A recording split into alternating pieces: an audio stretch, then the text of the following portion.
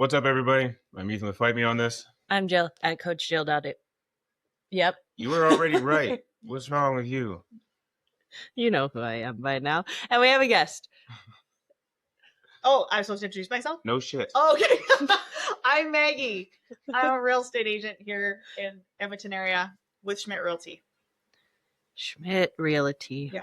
We're a boutique brokerage. Boutique. That word always makes me giggle. It's a funny word.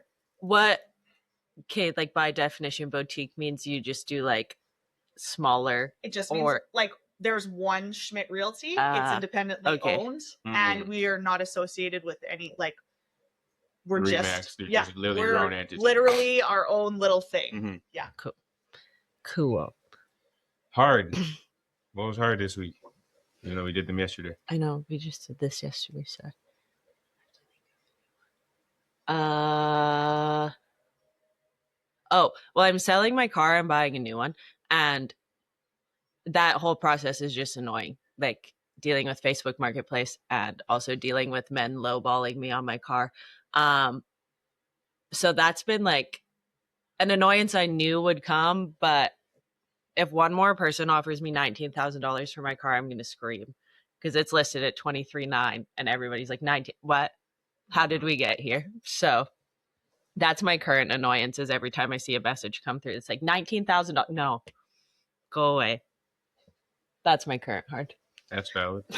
What about you, Maggie? Laundry. I am really bad at adulting and let laundry get completely out of control, and then I had to deal with it, and I hate it. And I know that's a minor thing, but it is a huge, huge actual block for me in my life. And then you have to do like 8 million loads of laundry all in one go. Right. And and again, this is like a minor thing, but like our laundry is on like the basement, and where I like address all the laundry is like my bedroom. There's just a lot of space. So like if my husband, literally, I'm just like, I just need you to carry the laundry upstairs. That's the step that I'm just like, I can't do it. Fair. So yeah, that's fair. Ours dies down here frequently because I'm like wash dried in a bin. Leave the bin there. Yeah, that's exactly it. But there was like 8. And so that's fair. What's your hard, love? Missing out on modeling this weekend. For good reason. I have my first event this weekend, the Hot Meals, which is great, but it's always getting to travel for modeling is the goal. It's what I love to do.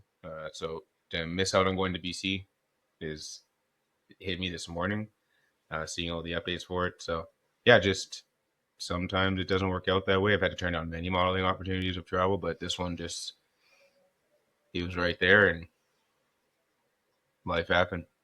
Mission happened. Still hard. The travel ones are hard too because that's like so much. Like it's not just you have to get there and all the things, but more will come. How about Joy? Oh, well, I feel like I'm going to steal Maggie's. The weather? Yeah. Yeah. Can it be a shared joy? Like, I feel like everybody's benefiting. Yeah. The fact that it's 20 degrees. I sat on our deck. I set up the patio furniture yesterday. We sat in the sun this morning and I was just like, oh my God, life is worth living again. It's not eternal winter, actually. Absolutely. Yeah. Just going outside without having to plan 6 jackets. I walked out in this and I said, I'm not freezing to death. My first wrap and no shirt, smoke outside. It's so warm. It's just nice. We can all just exist. Yeah. Joy was yesterday having people over for a psychedelic night. People that have my new partner, and I got to meet some of my people, and we all got to hang out, like legitimately hang out. It was a fucking blast.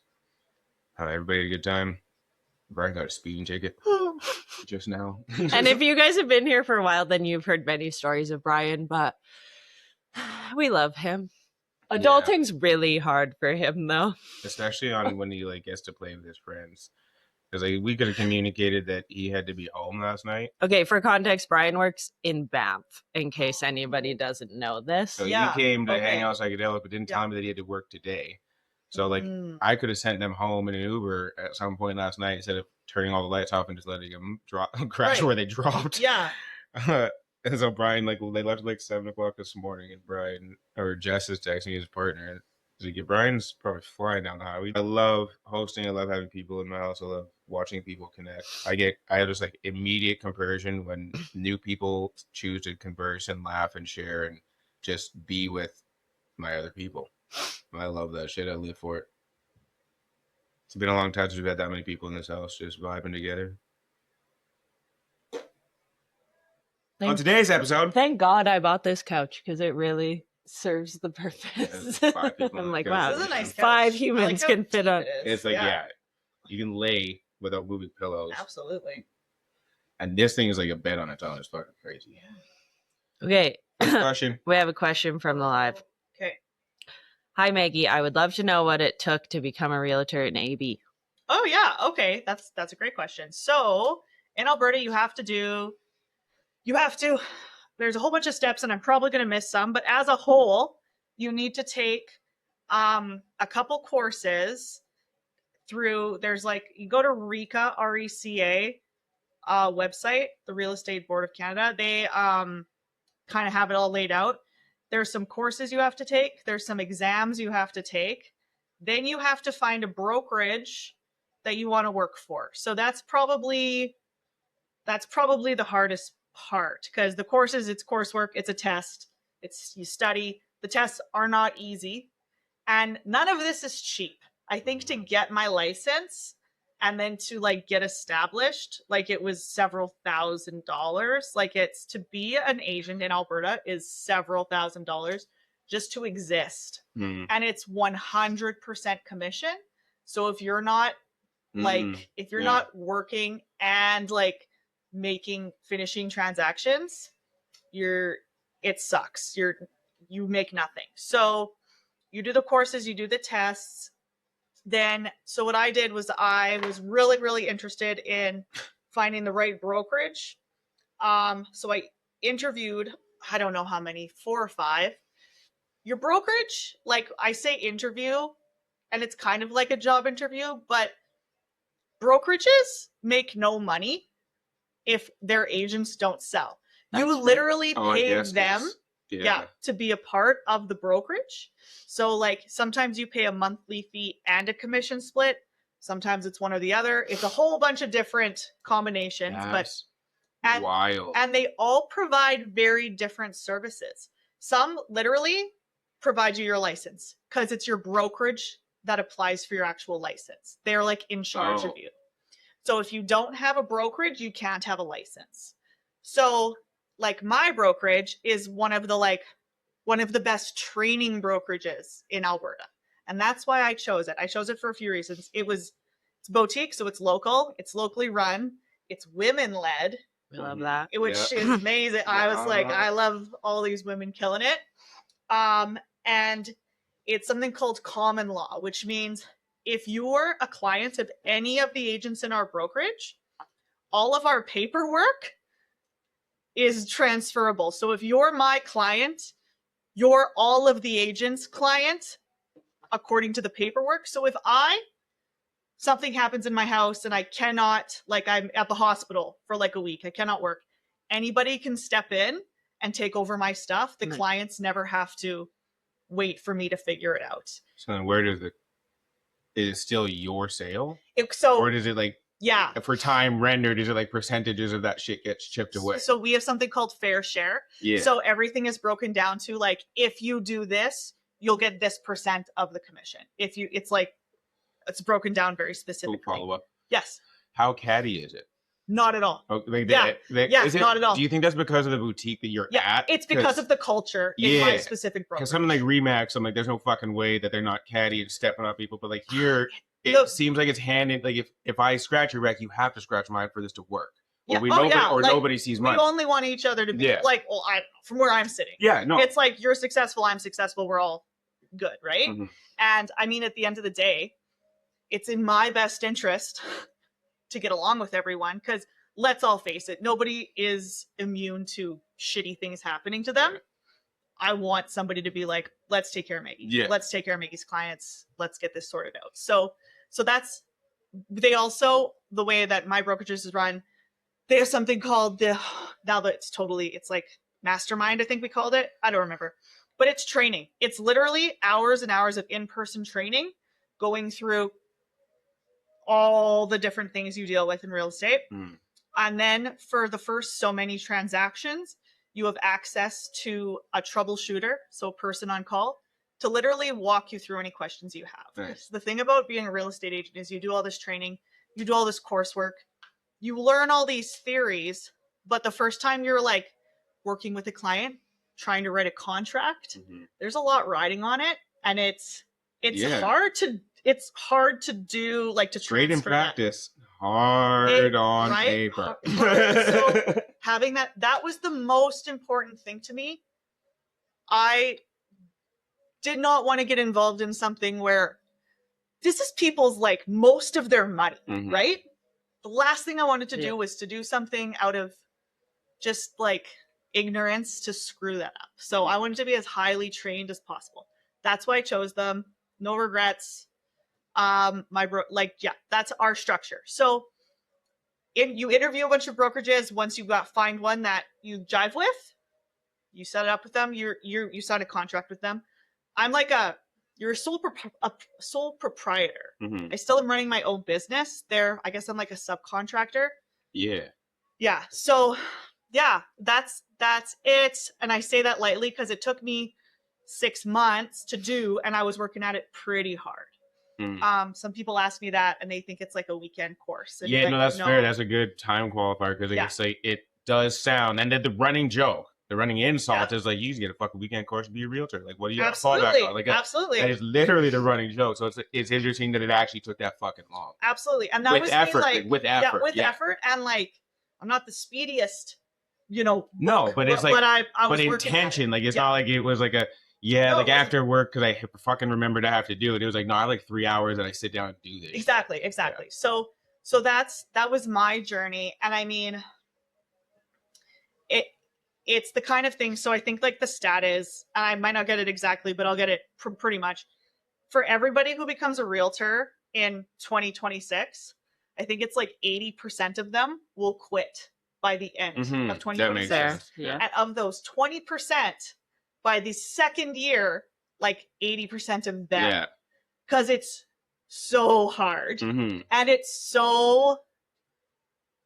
like when you start working with a client to when you get paid is typically months and months. Yeah, like that's fuck. Yeah. Well, and I guess like if that's your only income source and that's what you're like depending on, if you don't sell a house for 6 months or a year or whatever, like that's a long time without a paycheck. And so yeah, a lot of agents, they have to budget really consciously. They have to like plan ahead. They have to, you know, like we work really hard spring, summer, fall, winter's slower. Yes, sorry. No, you're good. No, because then my brain goes like, what is your capacity for how many you can work on at a time? So that's a great question too, because I'm still pretty new. I'm going into my 3rd year, and I've noticed I was thinking about this lately, because going into my 3rd year, I am starting to get, I call them like the layer. You get layers of clients who are at just different stages at, you know, so you're working with like, say like 5 people, but they're just at different stages. Someone's ready to go now. Someone's literally the first thought of buying a house. Yeah, I'm doing consults versus like possession days and everything in between. So it depends. I'm not a person who wants to do like high volume. That's not me. I want to really get to know my clients. I want to have a life. I want to, right? I want to hang out. You know, I try really, really hard to take one day a weekend off, because we typically work weekends, right? So if you're sole proprietor, you have your own fucking business, right? It's 7 days a week. Exactly. You're working all the time, right? So I like to. I'm not going to take on as many as some people. The number is really hard to say. No, because in my brain, like that's just, you're right away. You could be on like someone who you have a month worth, but you could be 6 months away from that sale on someone else. So that's why I asked, like, how do you stack and actually prepare, because you never know who's coming in the door. But like I could assume you can only handle like 5 people at a 1 month window. You can only handle like 3 people at a 6 month window. Depending, if everybody's coming and you have like people like at the highest needs part, Yeah, you gotta delegate. Yeah, Or you gotta sacrifice your time. Sometimes it's happening, but you can like see the end. You're like, okay, I'm gonna like bust it for like I'm gonna like put my head down and pretty much only work for a bit. Or like I have really good friends who I work with that I'm Can like, you answer it in like a how many people you close a month or quarterly? Like, is it easier to say it that way? Because like I think I don't know how to qualify it on a day to day. yeah. So like it's really, really like for me, I'm still like new. If I can do like if I can have one paycheck a month, that's awesome for me. Because that means like, but they never like to do it a month is like impossible. Yeah, right? it's like like, it's even in my like head, like that just like, but how do you know? Yeah, you that's don't, so right? wild. But Yeah. there are people like some of the big teams that do like 300 transactions a year, and like, but they have like a team of like 4 or 5, right? So it's hard to say. Like I like to say like when I'm like kind of in my like 4th, 5th year and I'm like kind of have things streamlined, and I probably would find the best balance at hitting like between 20 and 25 transactions a year. That's probably would be like a good, right? And then you're paid not on like the deal, like you're paid on like it's a percentage of the purchase, right? So whether you're selling like $1 million home versus a like $200,000 condo, there's still like there's going to be different amounts of work sometime, but like you're still it's the same steps involved, right? So yeah, it's just the percentage of paycheck you're taking home. So the goal is like 2 closings a month. That'd be great. Yeah, except it's probably going to look more like 1, 5, 3, 2. Exactly. Exactly. Right. So that is quite spectacular. Like, that's that. Like you hopefully know that. I knew that going in. That range must be fascinating to see sometimes. Totally. Like what's been instead of asking what you make, what's been the biggest swing you've experienced in your 3 years, like month to month, where you're like, let's say I made 10 grand here, I made 33 the next month, and I have no idea how that happened. Yeah, like it's hard to and then I'm gonna get to someone else's questions, not my own. Okay, no, it's good. It's good. Like I've gone from like no sales to like 3 sales. Yeah, and it's just it's purely like because you work with somebody, you're shopping, then you're in a condition period after you have an offer, and then sometimes possession isn't for like 3 months later, and that's when you get paid. That's right. So wild. You get paid after possession. So it's like when you get a possession date, is that kind of like how you get to start planning for like when you expect your paycheck? Like you can like your paycheck's coming 2-ish weeks after their possession day. Yeah. So. Okay, do you have questions? Because like I'm gonna keep asking them. I don't even like realty. I'm just learning. It's an interesting topic. I'm just learning. I do think Carrie's question that she asked earlier is an important one because what Ethan said, I feel like a lot of people don't know that. Can you re-explain the like can I be on the title without being on the mortgage? Yeah. So in answer, I can't answer that question specifically because it's very situationally dependent. But what we were talking about earlier is, and I'll use myself as an example again, is if you are married and your partner, either of you, owns the house you live in, and the other one is not on title, if the partner that owns it goes to sell it, you have to be in agreement with that, and it's something called your dowry rights. So you need to agree to that. You're involved in all of the steps. You need to sign off that this is, yes, I am okay with this. And that's a law we have here in Alberta. And it's a good one, but it only applies to your marital home. It doesn't apply to like if my husband owned like a condo that he only ever used as a rental or businesses, like that's separate. It's just your marital home. So yeah. But what Ethan said earlier, I think that's important because I think we see posts all the time that are like, me and my husband are getting divorced. I have nothing. And like you do actually have things, even if your name isn't on them. And you need to make sure you have to talk to a lawyer. And like I volunteer for victim services here in the county too. And I learn a lot, the amount of like the terrible amount of domestic violence that is prevalent everywhere. But yes, that is something that we're always like, you guys need to know your rights and you need to know the things available and the grants available and all that stuff. Yeah. And I mean, this only applies obviously to a home that somebody owns, but Like if your husband owns a home and you are legally married, he can't just sell the house without you having to be consulted by a lawyer. And I remember, and this is good, like when we went to refinance and I had to go sign the stuff, the lawyer like took me to a separate room with a different lawyer and like asked me Really? like, I want, like, are you being pressured under no to pressure? do this? Yeah, like, very cool. Are you Neat. like, That's really are you neat to doing know. this of Yeah. your own free will? And I was like, yeah, no, for sure. And but it was a good I have experience. no bruises. Like, I wish I like knew more about all the ins and outs of it. I just kind of know like the basics No, but of the realty any standpoint. information is really yeah, good. Like it's and because now that's- people can go Google. People can at least and they can investigate their own. But that does exist. It's standard. Any realtor knows that if your client's buying something, you need to know if dowry applies. Like it's a common thing. We deal with it all the time. So, and yeah, it was interesting just personally having that experience. Like, oh yeah, like yes, like I'm good. But I'm glad you guys. Yeah, this is good. Yeah. They probably should have done that to my husband. My husband didn't want to refinance. It was me. Jacob's like, Wait. Tell her. Why does she get to go that's be right. Nobody gives a shit. Nobody cares what I want. They're like, do you have free will? He's like, I don't. He's like, I don't want this. Yeah. You think I brought her here, Right. motherfucker? She brought me Yeah, here. right? Apparently, it's Land Spouse Protection Act. In BC. Oh, okay. Yeah, I think that's just from Carrie. The more you know. Yeah.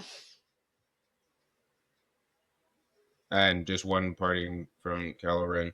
Sorry, off topic, but victim services are so important. I would have been lost without mine. Oh, they are important. I'm sorry you had to deal with victim services because that means you were in a situation, but I'm glad they were there for you. Did you guys live stream a lot? Yeah. Yeah. I think in like the grand scheme of what people would qualify as a lot, I think yes. People are stunned at how live we are. No, I that's so interesting. Like because we have 3 accounts. The podcast and each of our individuals. Each of their own, yeah. So Wednesday cleanse. One of the questions from the live was, what types of things need to be included in the disclosure by the seller, i.e. damage, crime, violence, referring to a recent situation in Ontario and a lawsuit for not disclosing a violent death. Oh, this is so interesting. I was literally just talking about this in the office. Yay, the nerds coming out. Yeah. So there is something called a material latent disclosure. So that is something that you legally have to disclose. So that is something that is hard to find, would be significant to repair, or that could cause a lot. That is like kind of like a huge. It could cause a huge haunt. fix. It could cost a lot of money. So that's like, oh, we had mold, but we put this thing in front of it so that nobody could find it. That you can't do. Look at this pretty art. Yeah, right? Exactly. The landlord special, just right? cover it up. Yeah. So that's called a material latent defect. Those are by law, you have to disclose those. So things that would be hard to find by just visually looking around or even an inspector, and that can do significant harm to you or cause a significant amount of money. Now, then there are just regular disclosures, and these are it's all very gray area. Of course it is. But we were literally just talking about this morning. So I am of the opinion that disclosing whatever you know is usually going to be just the better idea. It builds more trust between the buyer and the seller, because who likes coming to a house and looking and being like, oh, what's this? And then asking, and they're like, oh, that was a major leak like a year ago. And you start asking questions. Whereas, or if they don't know. So, whereas, you're scheduled to go look at this house, and the agent reaches out and tells me like, hey, they had a leak under their sink in the kitchen last year. There's a stain on the roof, but they had it professionally, fixed up. Cool. That'll make sense. Leaks happen. People get them fixed. This isn't the end of the world, but at least we know, and it builds trust. That's like, hey, these people are probably going to tell me stuff. So we were talking specifically about like violent crimes and deaths in, like, if we're selling a house and there's been a death, because that happens a lot. and it's for What a crazy. yeah. I have a question. Yeah. Is it just like death in general, or like if an old person croaks No, in the so house, that's why that's why it's somebody gets violence killed, and like are then those just death, because Yes. those two There's, like- things are separate. like grandma instances. died in her bed Totally. versus like Exactly. Okay. Someone But was like dragged. you don't always know if it's like something crazy happens. Like there was This is Edmonton. We're number 2 in murder. right. There was I don't know how long you guys have been short. Well, you have forever. Sure, White Park. There was I don't remember what year this happened, but there was a really, really, really awful thing that happened in one of the houses. There was like a high school house party, and somebody at the house party ended up getting like murdered. He got beaten to death at the house party. That house was known. That house was known in the neighborhood. You might be too young. Like that. You might be too young because No shit. Like, I might have been. What year? What year did this happen? I don't remember. But I was like a young adult, and you're like How much older than me are you? I don't know how old are you. 35. I'm 40. So barely. Yeah. It might have been me.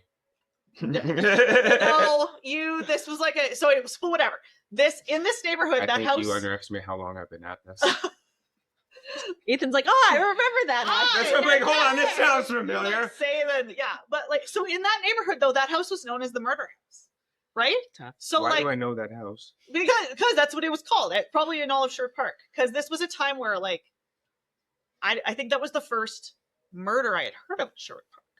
Like it was a big, awful event, right? So that leads us to obviously if you're selling that house, people are either going to know, or if people don't know, they're going to find out really fast There's when one they thing. start talking to the neighbors. Yeah, if there's one thing people in Sherwood Park can do, yeah. tough. So how would you feel? You move into this house, you're like, I love this house, it's gorgeous. And then they're like, oh, their neighbors are like, oh, we didn't think anyone ever buy that. But you find out, and you're like, well, I would not have bought this house if I knew this had happened, right? So it's, in my opinion, always disclose. It's yeah. I mean, and there's some people who are gonna give no craps if somebody died in a house. They're gonna, especially if it's like grandma, died while sleeping. And there's other people that are like, no, they won't even look at it. So if you have something that was like maybe a little more like notable violent crime in an area, you're probably best off just to disclose upfront and kind of like openly. It's gonna save you time and energy. I was too young. I was not. What year was it? Did you find it? 2005. Yeah, I was not too young for that. it was freaking awful. That was right in the prime of some of the most holy shits in my life. Yeah. There's no words I could pick that were not going to be bad. That's as far I was as got. 8. I wasn't Jill, there. enough with your young. Enough with your I being wasn't young there. and rubbing it in our face. Maybe 9. Jill, how old are you? 28. That's awesome. Okay. Yeah. So it's, in my opinion, disclose if you know about something, we'll talk about it. We'll say what's the best route for this. It's probably going to be to disclose open and upfront because it just builds. But what should be?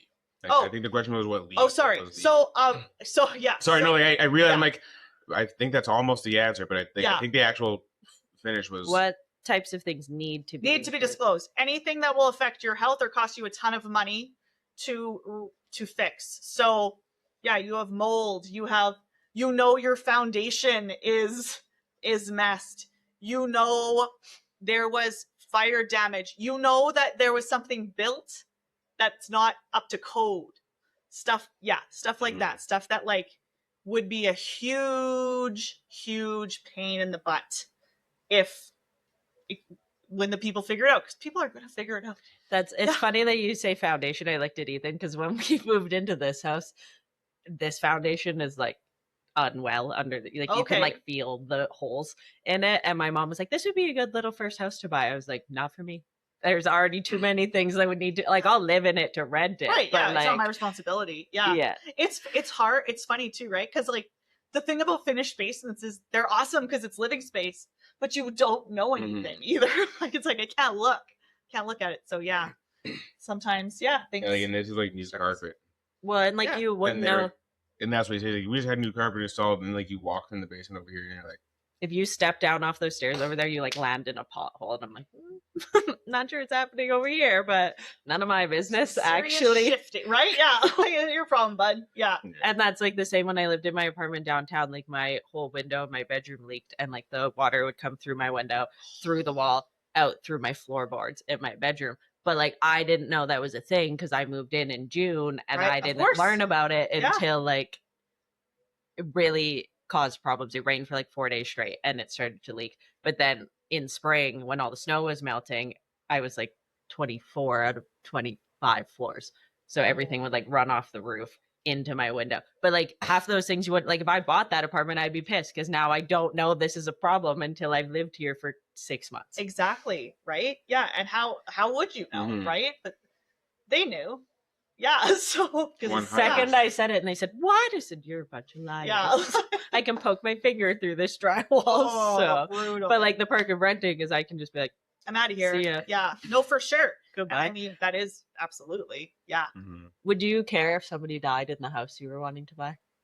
This is a great conversation. I love this. It depends on how How I they think. died. But because you know me, and you know, I'm only as woo as it is because there's bad things that happen in this world that don't make a ton of sense. I do a lot of work, and a lot of my mission is combating evil in this world.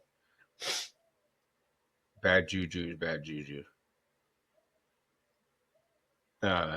Yeah, I don't think taking up space where someone came to a horrible end, and especially in a world where we know justice never gets served, I think it would sit unwell with me as someone who leans and lives as a protector.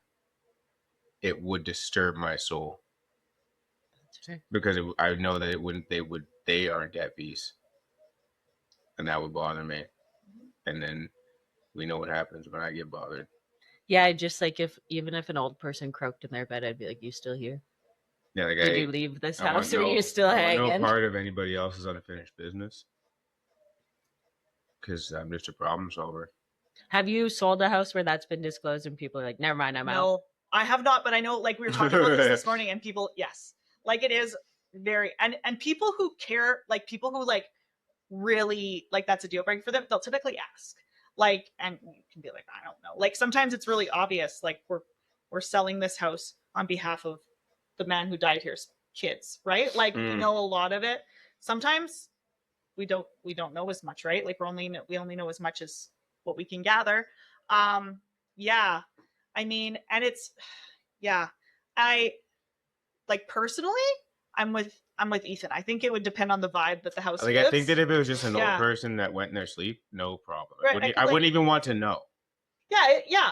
Yeah. I wouldn't like if it came up like, yeah, grandma just left. Yeah, that's and where their grandma kids are still died. in the Yeah. house, and cool, did they clean it? Right? Like Totally. my germaphobe is like, does it smell like old dead human in there, or does it smell like a house? Totally. Does it smell like her cat still? Because like if that's not it, then I'm fine. But like if there was a violent crime, if there was a thing that had like that's something that I would want to know, and I would hard pass. Totally.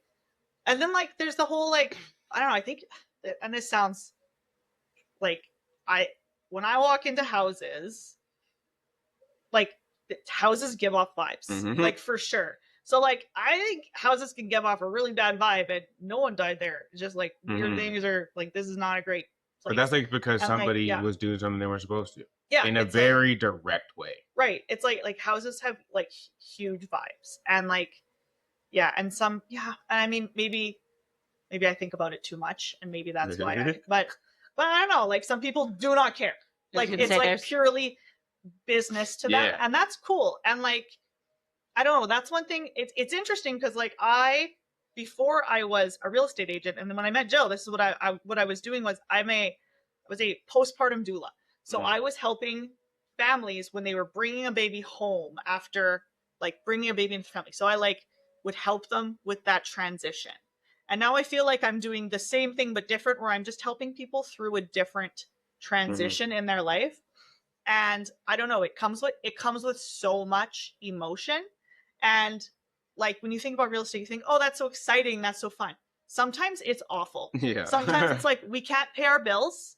We need to sell fast, or this all is getting taken. You know, like Yeah. sometimes it's like, my husband died and I need out of here. Sometimes Mhm. it's like, we're getting a divorce and it's terrible. Like, Yeah. real estate is not always, It's not always first home buyers and new families. and moving up in my Yeah. dream. No, it's not. Yeah. It's so, like, there's so many emotions, and just like in your home, there's so many emotions. So I don't know. The violence, if there was a violent crime, I probably wouldn't want to be there either. It'd Mhm. just be too many. It's a story I just probably don't want to be a part of. But like, I don't know. And just like being with victim services too, we go to a lot of what we call sudden deaths. So that's literally people who die in their home. Mhm. And we're going to the home, and there is a serious vibe of going into a home where somebody just died. Mhm. And it's not like, sometimes people are like, well, they died at home and that's kind of what they wanted. You know, like it's, and that, like, I'm like, oh, good. Like, they got to They die at just home. went to bed and didn't Right? wake up. Like, Whatever. Mhm. Yeah, it's like, oh, isn't that kind of what we all want, is to kind of go in our In your sleep in or our doing sleep, our something you favorite love way, doing. right? Like, So yeah, I don't know, but yeah, but as we went all over the place with this, yes, material latent defects, that's what you have to disclose. Yeah. Yeah, I can't imagine buying a house and not being a vibes person. Like, I've been test driving cars and I'm like, total no, vibes. it's not right. Yeah, it just Like- feels wrong. Like, we have test drove a couple and there's nothing wrong with No. them, but I've told Ethan, I'm like, it feels like just a car. Yeah, it's And boring. like, I know I'm in theory, like, not necessarily downgrading, but I don't want the tech, I don't want the Yeah. fancy that's in my current car. So I'm not gonna get the like, oh my god, this is so cool. But I'm just like, Jill had to make That was peace a with that car. last week. Like, but then we test drove one the last The last couple one. days, and I was like, no, I think this car is cool. It didn't have as much tech, but I was like, it's cool. I like the color. I feel cool driving it. Yeah. So I can't imagine buying a house and not caring about the vibes. Well, like It's even hard. when we rented this one, like one of the biggest attractions was the fact that our living room upstairs has no overhead lights. Okay. And he disclosed that instantly. He's like, the living room has no overhead lights, and me and Ethan. Like he said it like Yeah, which is he not wasn't even common, looking yeah. at us when he said it. Yeah. And I was like, "Oh, you got the right dude. We hate Right. lights." We And like the but tea. Like, I'm sure for some people they were like, what? No, Oh yeah, it's but so like, dark in here. He was like, Yeah. there's no overhead lights in here, just so you know. We were like, perfect. But Yeah. it was also Right. like how not even beat up the house was, but like how beat up the house was. Like Jill and I knew that it was just like this is just a space that we can walk into and make hours without fucking not caring, but not having to worry. Don't the have last- to baby it, and like The Like, last house we use lived in, strips. We don't usually do a ton of holes, but like it was. We walked in, we're like, yeah, this works for us. We're not scared of this fucking huge build. Like our last place was just so nice, right, yeah, taken care of like shit, and Fuck done them. cheaply. Like it looked fancier than it was, Yeah. but we were just like so scared to scuff a wall or like totally mess anything up. And it's not that like we're not afraid here, but like he said, he's like, yeah, I mean everything's kind of lived in. We just put a new coat of paint on. We got a new carpet. I'm like, oh, so you could give a fuck. So I just like there's things that I gave our whole screen on the walls put in with holes right, because yeah, I needed it and didn't even think twice. Like looking at how many patch marks are in here, I'm like, yeah, this is like I get to care in my own fucking way about how I treat this house, and I love it. Like it's just easy. He let us paint 3 Yeah. of the 4 bedrooms upstairs That's and amazing. paid Like, for give the a paint. fuck. Like he was That's like, if awesome. you want to do Crazy. it, I'll It pay is all for it. vibes. It's like Yeah. walking into something, and especially as we came from something so new to this, and it was just like, yep, even this like is the easier. neighborhood vibe. This is probably, easier. hey? Yeah. like yeah, Even sitting in our yard this morning, like we actually have trees because like the last neighborhood we lived in was so new, and then in our other house in Sherwood Park, it was just like a condo complex, Right. but like having big trees in our yard, and like I was like sweeping off the deck, Yeah, being like, like- oh, I've never lived somewhere where we actually have like established With trees. any sort of like Absolutely. greenery going on those trees, like some of them are pretty dead, but like we'll have actual privacy. Because I'm sitting there half naked, being like, "Can I see in anyone's window?" Because like in the winter, you can't. You see Right. everybody's house. Yeah. But Yeah. here, I was like, "Oh, this is like at least more than semi-private." yeah. These established neighborhoods are awesome. Mhm. I love them, and they sell like that because they're great first time buyer, right? The house like In the 3 market. houses down went for sale a couple months ago, and it was like up for maybe a week. Yep. And then it's like a younger, like a couple probably like our age that moved into it. Yeah. So Yeah. And that house hasn't been touched. Like I was like creeping the listing. Of course. So Yeah. I was like, they'll probably like renovate it and Yeah. update it and as all they the as they things, can, but- right, over time. Mhm. That's what it's for. That's what houses are for. They're to be lived in. They're to like enjoy your people in and like Mhm. have the space to just enjoy your life. Like I don't know. That's the people that I like tend to attract as clients. They all seem to just be like super cool, down to earth people that are just like, we just want a space that works for us. And you know, like, yeah, and that's how I am. I don't need a McMansion. I want my house to be like Mhm. full of my shit that I Yeah. like, that I collected over time, and that people can come to, and we can gather and we can visit, and that I can like just relax in. Mhm. And that's what I like to help people find. And it's weird. Sometimes you end up in a totally other end that you thought you were going to. And it's Mhm. awesome. That's why I love it. What's your opinion on first time home buyers accounts? Oh, like the what's Like it the called? Savings accounts Yeah. or whatever. That you like yes, like the not the I know what you're talking about. I don't really have an opinion on them. I know a lot of people that have had them. I know, yeah. I don't know. I don't really have an opinion on it. I just have a few friends that are like, you should open a first time home buyers account. And I'm like, why? Yeah. I mean, Mhm. yeah. I mean, like, yeah. In theory, I guess, but Yeah. because it's like tax free, whatever, Right. when you take money out. I don't Yeah. know. All the savings Just make accounts sure are confusing to you me. plan on buying a house. That's my thing. Everyone's like- like, you should open a first time home buyers account. Yeah. I'm like, for Yeah. the house I don't plan to purchase. Yeah, like I think that so- would be, yeah, you want to plan on buying a house, yeah, for sure, look into it and see. If you don't, Why? yeah, Still why? yeah, like it's, I know I had a client that had one of those and she wanted to use it for land and she couldn't. Mhm. So Yeah, that's that like was an only important like tax distinction. free or whatever if you're using it to actually buy a house. Right. Like you can't just use it as a holding savings account and be like, I'm gonna use it for this instead. Right. Doesn't yeah. work like that. So yeah, I mean, yeah, it's so, the cost of buying a house is so big, and that's like, and I try to tell people that too when they like the first conversation when people are coming to me, they're like, we want to buy a house. I'm like, cool, let's talk about the cost involved. That's not even the house. Mhm. Like, I don't even want to talk about the house. You have a mortgage broker for that. You're talking about that. But you want to buy a house, you're looking at inspection costs. You're looking at the condo doc costs. You're looking at closing fees. You're looking at moving costs. Moving is, you guys know, moving is expensive. It's like, I hate when people have financial surprises like that. So it's like, just like, Yeah. let's Well, and make sure you're set. I've also learned from like my friends buying houses that like half the time you have to pay off your other debt. Like if you have a car loan, and I'm like, what? You're buying a house and you have to pay off Yeah. this like Yeah. $30,000 car loan, or else they won't Like, give that's you lot a just- mortgage on a house. pre-approvals, they're like conditional exactly to that. And that's insane to That's me. so like fucking. I already stupid. saved this money to buy a house, and now you expect me to also That's pay literally off. so fucking stupid. I know so little about the whole like qualifying scope of things but it's, yeah, everybody, yeah, and just the things you have to do, the credit, all the things. Some people then bringing like a co-signer, all of it.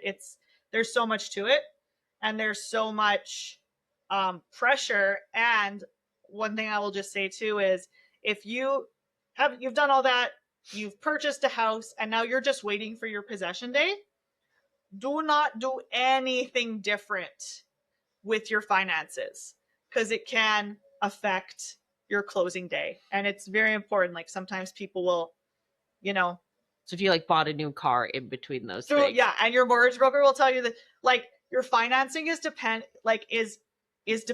on your situation here. So you can't change your situation until like you're set up, and then you have to like you just, that it's like a little purgatory period where we want you to do everything exactly the same, because heaven forbid something change and then it like affects the closing of your house. That's, nobody wants that. is that why they have like closing periods? Like why it like takes so long to actually go from like the sale to possession? No, that mostly just has to do with like what the seller and the buyer agree to based on a million different things. You can close things really quick if both parties want to. You just have to have like everybody involved at the same time and get it all clear, just to make sure there's like logistically enough time to have it all done. Yeah. But yeah, the longer periods, yeah, there is a little more risk that something's going to change. Mm-hmm. That sounds stressful. It is. Too much. It's super Nobody stressful. move. Too much. Yeah, nobody move. move. I'm all buy my groceries and my gas and hope nothing changes. Yeah. We don't live like that. They would be like, just kidding, you don't get a house anymore. I'd be like, right, that's my bad. So sorry. Sorry, I saw something shiny. Impulsive. I get it. I totally get that. Oops. Yeah. Oh, we're going to the mountains. My bad. No, don't worry. Maggie told us not to do this. Here we be. My bad. And what'd you do? We went to the mountain. We were in Canmore for a few days. But we always we just randomly get annoyed and we'll just like, yeah, well, we can, so we're out. Love it. I was just I in love Jasper it. with my parents because they said, do you want to come to Jasper? I Yeah. said, sure. Of course I do. Absolutely. So Well, yes, I do. I slept on a little single bed. Good. In a cabin next to both of my parents that snore. Ugh. It was actually kind of miserable for a little bit, but even That- through my earplugs, I was like, holy fuck. I almost freaked out a few times. I get that. And then every morning they'd be like, did we snore? Yes. Yes, you snore. It was awful. Why are you asking me this every Right? morning? It was terrible. Murder. Yeah. Anyways, any other questions about houses? I'm good. What? Nothing. Anything else you think is important for people to know? There's lots. I would say if you are thinking about buying a house, reach out to get your pre-approval on the financing side. Reach out to a real estate agent. Always feel free to reach out to me, and just get as much information as you can up front to be prepared. Because yeah, you want somebody who you jive with. You spend a lot of time with your real estate agent. Mm-hmm. You want somebody you jive with that you can trust and that you feel can walk you through it. Okay, so. Well, and it's such like a long process that like with so many steps that I feel like as the buyer you don't know, so you need to trust the person to be like, exactly. no, they're doing their job and doing the Right? things. Like, and no, this is normal. This is what I'm we're not gonna do missing next. anything. Yeah. My favorite emails are my next steps emails because it's like, okay, here's the next step. Mhm. Like, this is what's coming. Yeah. Because I hate surprises. I hate them, and I hate feeling like You're ambushing someone with yeah, something? and I hate that. So I'm always like, here, this is like the next 3 steps because Mhm. you don't also want to give them the next 10 steps because that's overwhelming and unnecessary, right? So Yeah. it's like little bits here. So that's how I go. Yeah, but everybody does it a little differently. That's the beauty of it. There's somebody out there for everyone. I think there's 5,000 real estate agents in Edmonton. Gross. Yeah, tell me about it. It's There's so about many. that many trainers. and so many houses. So Mm-hmm. Yeah, so yeah. Thanks for chatting with me, guys. It's fun. where can they find you, Maggie? You can find me at Maggie Sinfield on Instagram. I'm pretty easy to find. I don't talk real estate there at all. It's mostly just me. Well, you talked about your kitchen for a while. That's That counts. I talked about my kitchen. That's done now. I'm not going to talk about that anymore. And then I talk about gardening a lot. My dog and my husband, Mr. Maggie Sinfield. And yeah, or you can email me if you have any questions, Maggie@WeSellEdmonton.com. Yeah, always happy to help. Amazing. You can find the podcast at Shifting Lens Podcast everywhere. You can find me at Coach Jill.April. Fight me on this, Sir Lifts. And we'll catch you guys next time. Peace.